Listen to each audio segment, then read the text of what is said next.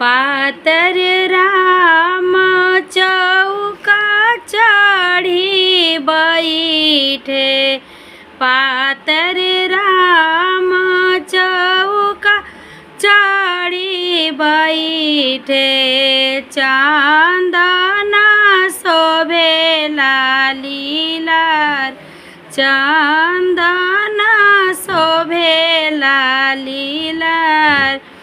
के मोरा राम के दूधवा पियावले,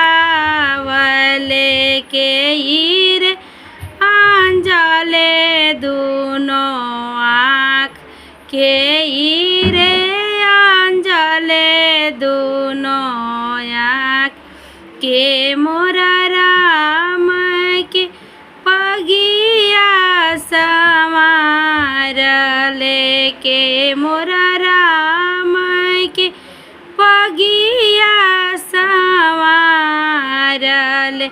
के ईरे साजले बरियात, के ईरे साजले बरियात। मात कौशल्या राम के दूधवा पियावली, माता कौशल्या राम के दूधवा पियावली।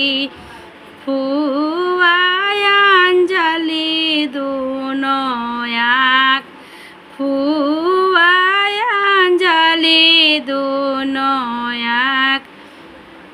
भरत भैया राम के पगिया समारले, भरत भैया राम के पगिया समारले।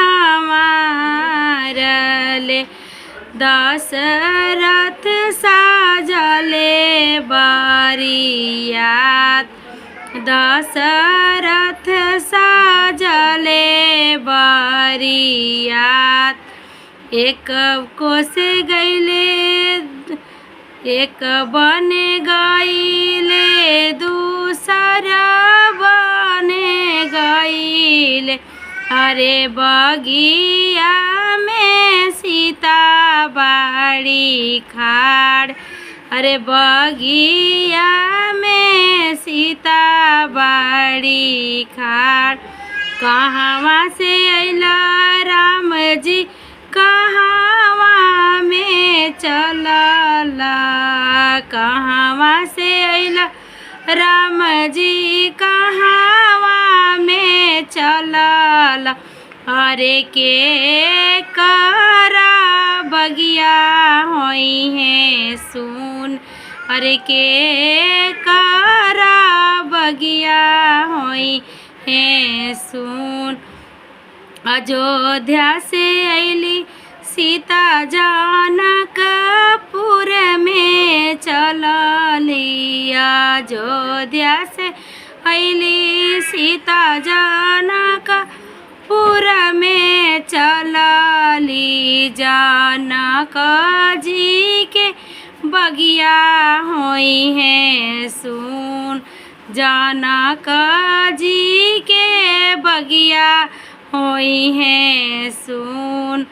नव मन सोनवा के धनुष बनवली, नव मन सोनवा के धनुष बनवले।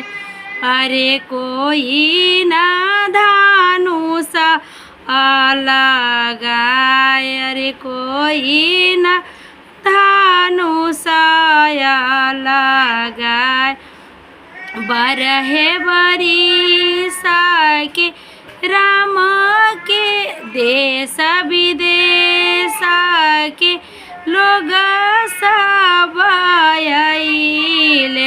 अरे कोई न धनुष लगाए, अरे कोई न धनुष लगाए।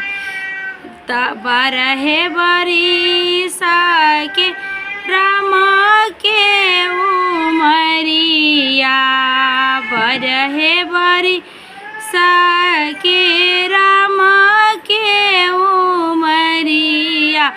अरे धनुषा कइले नावा खंड अरे धनुषा कइले नावा खंड अरे होके लगले राम सीता विवाह।